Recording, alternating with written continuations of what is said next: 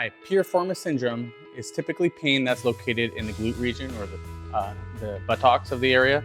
So if you have it on the right or left side, typically it's on one side, can be on both. It is pain that's typically from the piriformis that's pushing on the sciatic nerve. So here you can see, right, you've got the sacrum. The nerves that come from the sacrum and lumbar spine, they form the sciatic nerve, which is right on the back of our bottom. And the piriformis, right, comes and the nerve can exit in different routes, but typically if there's like an overuse of a piriformis, it'll actually push onto this nerve, which is causing that pain, that sharp pain in the butt. You can have pain often with sitting, with getting up from sitting, sometimes with walking and whatnot. So we're gonna go through a little routine here to help eliminate this pain. So if you're having any of this pain, try these exercises out. I like to do some soft tissue. Now, it depends on how much you can tolerate. So this is a foam roll. You can also use like a tennis ball or lacrosse ball. If being on the ground is too much, you can go up onto the side of a wall and do the same thing. If you can tolerate it, so if I have it in my right side, I'm gonna use the foam roller here. I'm gonna make a little bit of a figure four, lean to the side, and I'm just gonna roll directly over that painful area because we're trying to loosen it up. Now, the piriformis syndrome is typically from overuse of the piriformis. So what we need to do is let it relax, lengthen it, and stretch the piriformis itself. And then you want to strengthen the opposite muscles, right? Because you have muscles like the gluteus maximus and your adductors too that can help out. And that nerve is just getting pushed by that muscle. So you want to change it up a little bit. So we're going to start by loosening it up. Do that for about 30 seconds or so. Now, if you go on your side and you put your arms on top of each other and your knees bent, okay? Feet, hip, shoulders aligned, you're gonna go on the side that's affected. So I'm on my right side. And then I'm gonna roll. So this is a nice gentle stretch for the piriformis. Sometimes stretching it too much can irritate it actually because nerves are really, really irritable. Now we started with foam rolling so I could loosen up the tissue. Now this is trying to allow it to stretch. So as I'm going, you can see I'm moving with my hand, I'm moving with my leg at the same time, and I'm rolling over that hip. If you're not feeling as much of a stretch, you can lift the side up a little bit so your spine is nice and level. And I'm going and I'm leading with that pelvis to make sure I get a tiny little stretch there.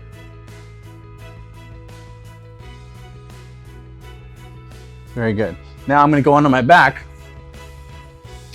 And because piriformis syndrome is typically from that sciatic nerve being pushed on, the nerve can be entrapped in several places in the body. So a nerve glide is pretty helpful, or nerve flossing. So if you think of your sciatic nerve, it comes down from the back of your bottom here, comes down to the back and all the way and wraps around. So if you think of that as like a rope or something, right? It's not going to be stretchy, but it can have tension.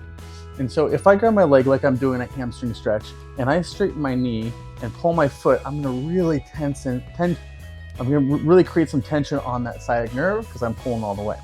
Now, if I point my foot, it's going to let it relax. Okay. So if you feel, and this is someone, if you have tightness in the hamstrings and you feel more pain or tightness here, and you point your foot and it's relaxed, that's actually more nerve tension, right? So if I'm going here, I'm not changing my hamstring length because the hamstrings end right here. I'm just changing my ankle, which is that nerve tension. Now, just like it could help with maybe some sort of compression here in the hamstring or the back, I'm gonna start with my knee bent, head relaxed, my ankle's gonna be bent and my knee's bent, and I'm gonna point my ankle and then bend my ankle. So I'm straightening my knee, straightening my ankle, bend my ankle, straighten my ankle. So as I straighten out, I'm stretching that sciatic nerve or putting it on tension, and it's on slack at my ankle. As I bend my knee, I'm putting it on slack because remember it's back here if it's like a rope, and I'm stretching it at the ankle. And so I'm just going back and forth, 10, 20 times, just to try to floss that nerve through the whole body. Even if you're doing it more at the lower leg, it's still gonna move in and out from where the piriformis is, And sometimes there's muscle or fascia that's just holding on to it, and you're trying to loosen up just so you're able to move freer, right? So after we've done that, I'm gonna go up onto my hands and knees, hands underneath each other, knees a little bit wider than hips. Not staying here. I'm gonna arch my back a little bit, keep it nice and neutral. As I go back, I'm gonna rock back towards my heels, trying to stretch the hips and then come forward, okay? A lot of people will get piriformis syndrome as they're squatting or standing up. And it's because they are overusing their piriformis during it. So this is a good way to kind of stretch and replicate the movement without having gravity involved.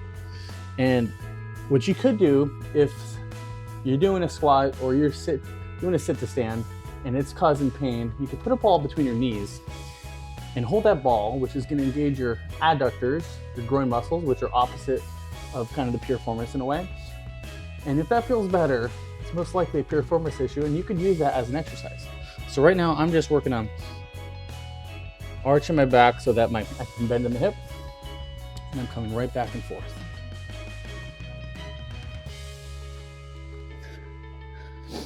So those were 4 different exercises that help with piriformis syndrome. 1, rolling it out with a foam roll or a lacrosse ball or tennis ball. 2, going on your side and stretching it out a little bit in a nice, easy way. 3 was a sciatic nerve glide, which can also help with piriformis syndrome. And number 4, I did a quadruped rockback. Start with those for a week, try to get those symptoms to die down, and then you can move on from there. Hope you learned something.